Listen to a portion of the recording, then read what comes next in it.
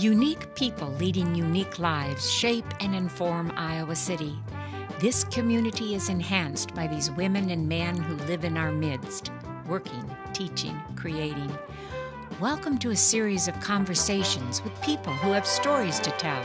Join my guests and me, Ellen Buchanan, in a series of interviews called One of a Kind.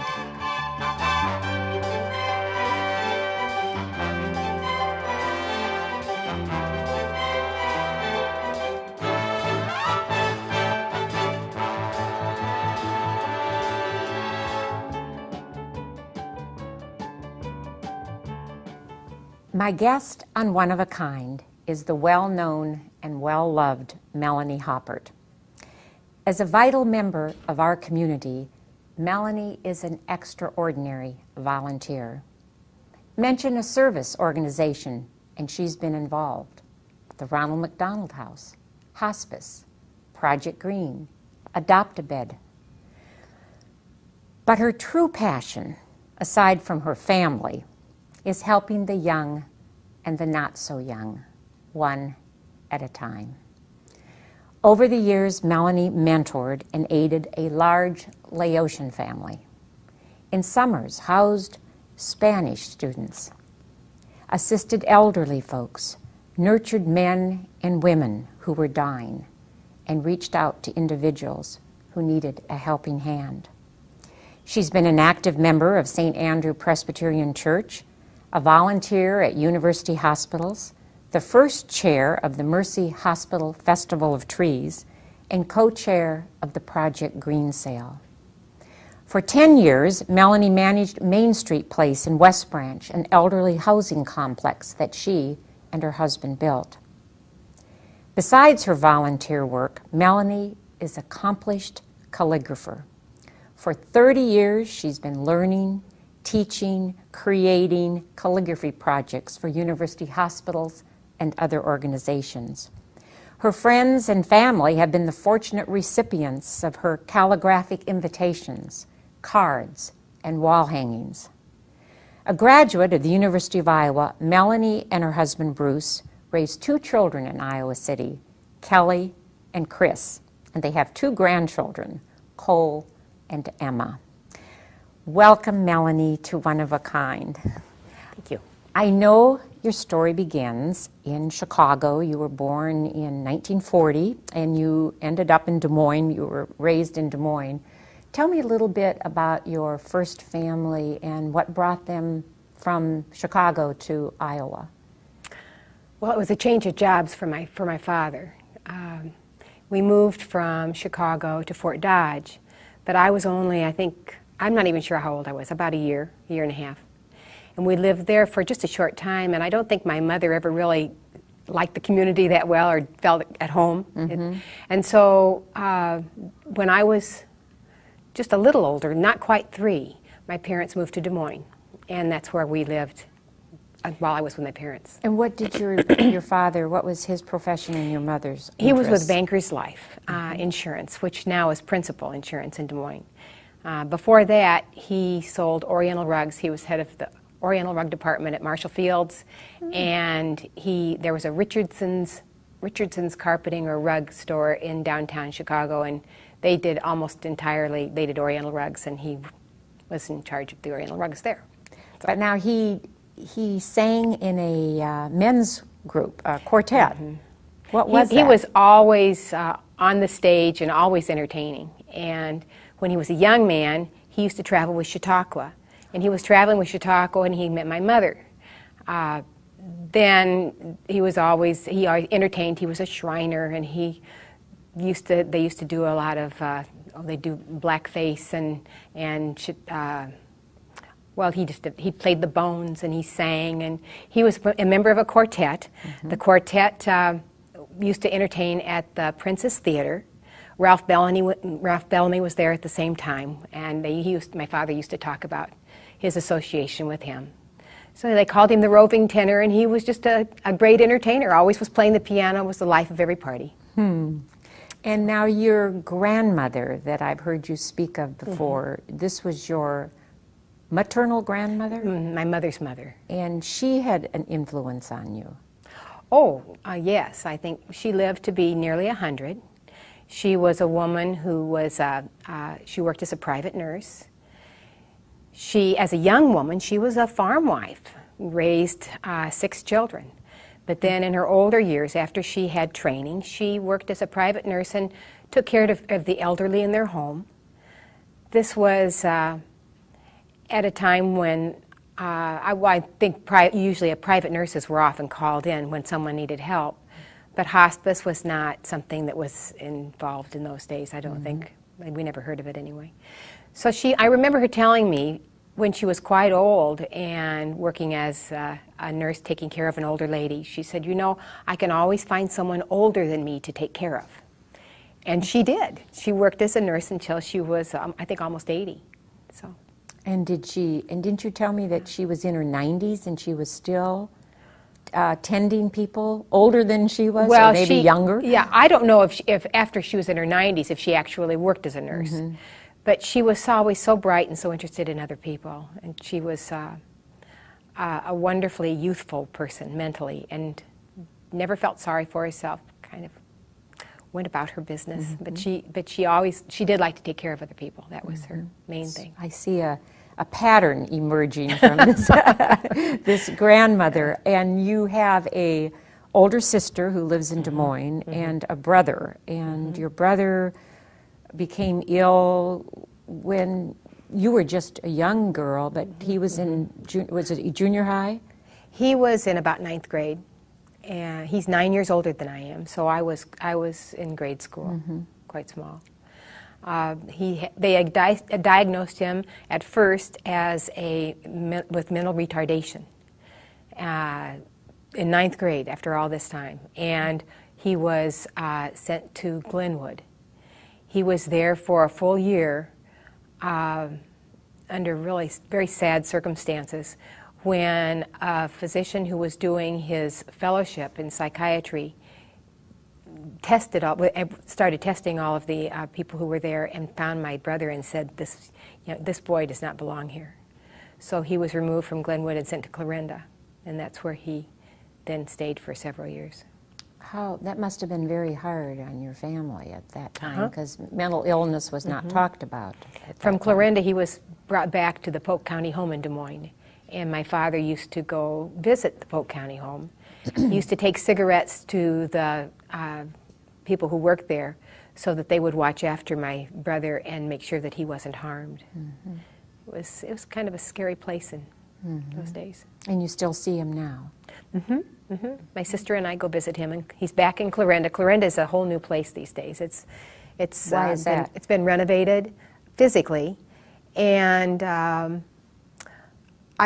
care seems much different. We visited my brother at Clarinda long ago, and found him in dire circumstances, over-medicated, and it was very sad. So we were able to get him out of there, and then he was in a number of nice places, and now he's back, but everything is much better. Good. So Melanie, you graduated from Roosevelt High School in Des Moines and came to the University of Iowa and majored in elementary ed. And right before you graduated, you met your now husband, Bruce. Now there's got to be a story how the two of you met, right? Well, yes. Bruce and I met at a party. He was dating Jan Leff, who lives here in Iowa City, who is a good friend, and she was a sorority sister of mine. And so Jan introduced us. And it wasn't very long before we started to date. This was in the spring of 1962. So it was less than 6 months later we were married, because he was graduating that August and was going off to the service. And we had decided at that point that we didn't want to be apart. So the best way to take care of that would be to get married. So we did. You did. Yeah. And then fast forward, you came back from the service, came to Iowa City. Bruce entered law school, and your children came, and you got involved, I know, in their activities and with their friends and with things in Iowa City. But something drew you to take and learn the art of calligraphy? Why were you drawn to it, and what? Or Well, did you read something, or did you see some work that inspired you? I had a saying that had hung, I think it was kind of woven into fabric, about children learn what they live, or something. And I'd always wanted to have that written out, but I didn't know how to go about it. I tried to hire somebody to do it, and they didn't want to, or something. And then I heard that Pam Schilling, who was a young woman whose husband was doing a residency here in Iowa City, was giving lessons. And so I took from her, had a great class, wonderful people in my calligraphy class. And then it was the kind of thing where she gave an introductory class, and then she said, well, now we'll do another class, and we took about 4 classes, just kind of kept going. So that's how I learned. But didn't you study with a monk in Davenport? Oh, he wasn't a monk. But he wasn't a monk? No, he's not a monk, but he's a priest. Oh, Father Kaddish taught at St. Ambrose. Father Kaddish is well known in calligraphic circles. I mean, he studied the Trajan inscription in Rome, and really is responsible for a lot of knowledge on how lettering was done in Roman times, how those wonderful inscriptions that you see in stone were done. And he took us back to the broad pen, broad tip pen to write with that. So. And didn't you take classes back east, and haven't you? Oh, I've gone to some workshops and had some wonderful times in workshops. I'm really not very good in workshops because I just don't. I do better once I get home from the workshop, let's say. But you must be inspired by it. I'm very inspired. I love the workshops, but I'm not the person who gets the project done. You're probably just interested in getting to know the people there. I don't know. It's kind of like in grade school, I think Mr. Tracy said I always looked out the window. Well, you're looking out the window. But how wonderful that you then, like Pam Schilling must have done, that you're learning, and then then along the way you decide to turn around and teach others. And you held classes. I did. We had lots of fun. We took the old ping pong table top and put it on top of the pool table. And then Bruce built special high seats on all these that I could put on all these little chairs around the pool table, and I could get a nice sized class in there. And how many years did you do that? Did you? You know, I really don't know. I think maybe 4, 5.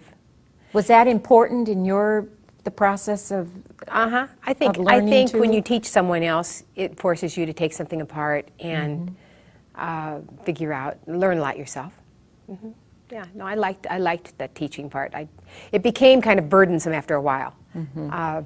It's hard for me to stick with something that long, for years and years. I've reached a point where it was time to stop, but I loved doing it when I did it. Now, when you are creating whatever, what have you been doing? You've been doing lots of projects for university hospitals.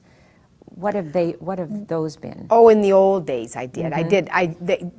For several years, I wrote for volunteers. They had a volunteer recognition luncheon for years, and I wrote out invitations for that. And I did some other things for their main office at the hospital for gifts for people. There were little booklets that they gave people, and certificates that they used to give their retirees. I used to write names on that. And you've done invitations and birthday cards. Oh, and well, poems. The nice thing about calligraphy is that you have the ability to do something that's kind of one of a kind. That's invitations are a little bit more fun, and a birthday card with the name written on it is a little better than a generic one you buy at the store. So there are lots of things that make it personal. Now, when you do calligraphy, and then we'll move on, but when you do calligraphy, are you kind of in a zone when you're all by yourself creating? Do you have to block out? That's one of the most wonderful things about it. I mean, there are other things like that, but a project that you can work on when you just completely lose a sense of time, you just become so involved in what you're doing that you kind of get lost in it. You don't worry about anything else, don't think about anything else. And that's really a wonderful thing the wonderful part of it. I want to move on to all your volunteer work. Specifically, for many years, you and your husband, Bruce, worked at the Ronald McDonald House. In what capacity were you there? What did you do? We worked the evening shift, and it was just an opportunity to give the house parents a rest. Mm-hmm. So one of us would be in charge of the desk and check people in, and the other one would go around the house and make up beds, and usually the guests would wash their sheets before they left, mm-hmm. but occasionally someone would leave in circumstances that we thought that we would just do that for them. Mm-hmm. So clean the refrigerator and straighten up the kitchen. It's a wonderful house, isn't it? That kind of thing. Oh, it's marvelous, as you well know. Yeah. So how many years did you do that? A long time. A long time. I want to say 9 years. Yeah, 9 years. That's a long time. It was, yeah. Mm-hmm. And how did you get involved with the Laotian family that you've helped over the years? Actually, the family is Thai Dam. Mm-hmm. They lived in Laos for 20 years before they had to leave. They were forced to flee the communists and went across the Mekong River to Thailand, where they lived for 2 years in a little tent before our church brought them to Iowa City. And it was after they came with our church sponsorship that I became involved. And we tutored English and helped the kids get settled, and have been good friends all these years. Very close. And how are the parents doing now? Well, the mother of the family has passed away. She died this last year. And the father is busy with the grandchildren. He's been, with that many children, you have a lot of grandkids. So were there other families involved with the Laotian? Oh, many. Yes, there's so much to do. You need a lot of people, mm-hmm. and a lot of families from St. Andrew have worked with them. A lot. When did you decide to move into hospice work? I went to what I think was the first organizational meeting for hospice a long time ago. It was at the rec center. And then for all these years I've thought about it, and I always wanted to do it, but I never really had time to do the training. Mm-hmm. And what's involved in the training for maybe people listening and watching this that they might want to get involved? Well, originally they strung the training out over weeks. But now the training is 3 days from, I believe, 9 to 4 or 9 to 5. Mm-hmm. And if you can just set aside 3 days, then you can get all your training done in that time. Mm-hmm. So, and then during that time, it's a wonderful training program. They bring in volunteers. They bring in all of their staff at the hospice office, so you get a chance to have the chaplain speak with you, and the nurses speak with you, and someone from each of the departments. The social worker comes and speaks, and I think you have a good idea of what hospice is about when you finish. Mm-hmm. So, what has this experience meant to you? And oh, I think it's wonderful. It's been very important to me. There are a few times when you have an opportunity to be as useful to someone as when they're in the last days of their life, mm-hmm. to help them and to help their family. And you can do the smallest errand is so appreciated. Mm-hmm.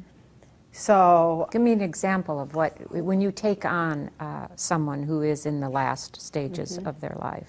Well, I had a family last fall. I did grocery shopping for them twice a week. Mm-hmm. Usually, it was twice a week for a while, and then once a week.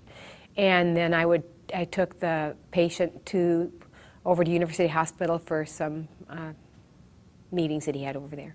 Mm-hmm. So, just transportation is great. It frees up other people to have a moment to catch their mm-hmm. breath and to do what they have to do. I just think that it's just anything you do is magnified in a situation like that. Mm-hmm. Any help you can give. Now you do something rather unique. You bring your dog along.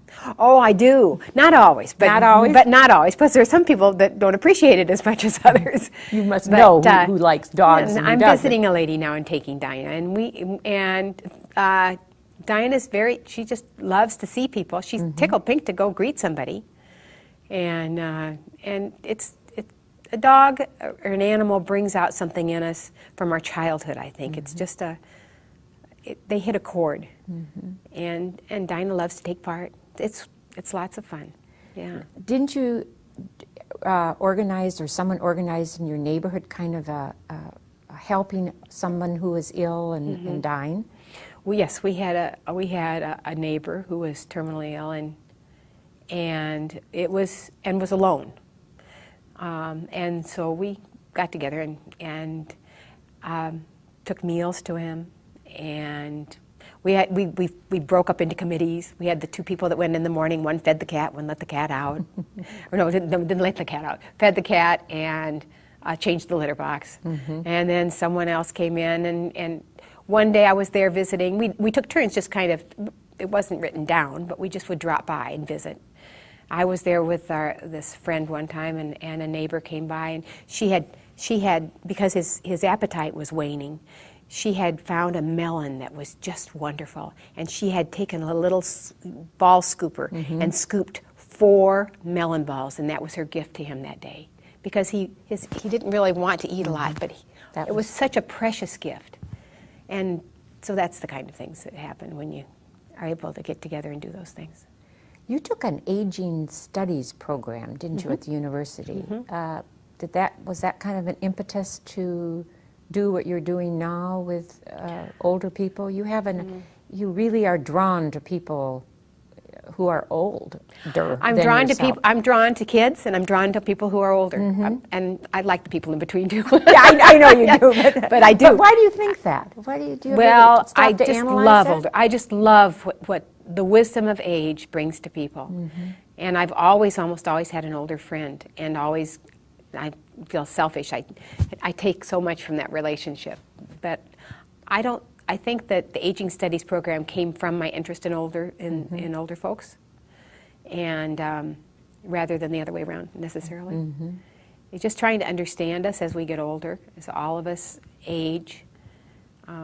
It's just very interesting to see how we become, what we gain from our experience of life, our life experience. What do you think you've gained from all this experience with hospice and the people out at West Branch, which you tended at the... I think for all of us, the more people that you know, and hopefully know in depth as much as you can, that you begin to become less judgmental and appreciate the circumstances that often lie behind behavior, the things that you might not know about when you meet a person.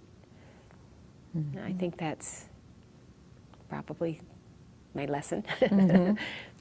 Of all the organizations and all the work you've done with people, one-on-one, and are there one or two areas that have meant the most to you, that have been your favorites, things that you've pursued?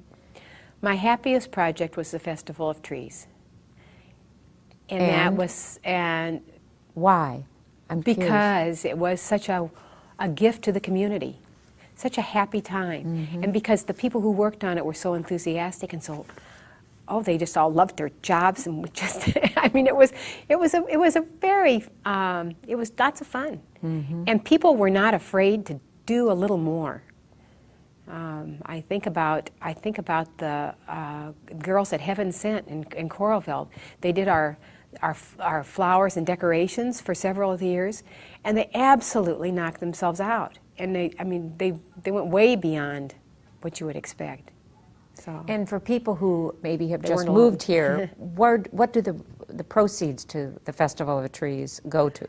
Well, every year we had a different. The proceeds went to something different, but it was always something at Mercy Hospital, and so it was either cardiac care or pediatrics or some area in the hospital that needed some special equipment or something special. So. I always ask my guests, I know your mother was a great lady and a great influence on you, and your grandmother. Anyone else that you... Well, my dad. Your dad? In what way? Also. I just think I don't know, he had this ability to meet people and to, he loved people. Couldn't send him to the grocery store because you never knew when he'd come back. Yeah, he was just, I mean, he really was, and he had his problems, but that was this was a great, you know, when Mom and Dad would be going out at night, he'd sit and play the piano and sing till they were ready to go. He gave a lot of joy. Yeah. Sounds like. Now, I know you're getting a lot of joy from your 2 grandchildren. You have 2 children, like I said, and they live in Des Moines. Briefly tell the audience what they're doing and what they're about. Well, we're just really fortunate to have happy and healthy kids. Our daughter is married, Kelly Haupert Enyart is married to Scott Enyart, and they have Cole, their little 3-year-old boy, and she works part-time at Mercy Hospital in their Human Resources Department, and she hires for them. Our son is an ophthalmologist specializing in retina surgery, and he just finished his fellowship a year ago, so he's getting started in Des Moines too, and he is married to Wendy Deitmeyer, and they have a little girl, Emma, and they're expecting another baby in March.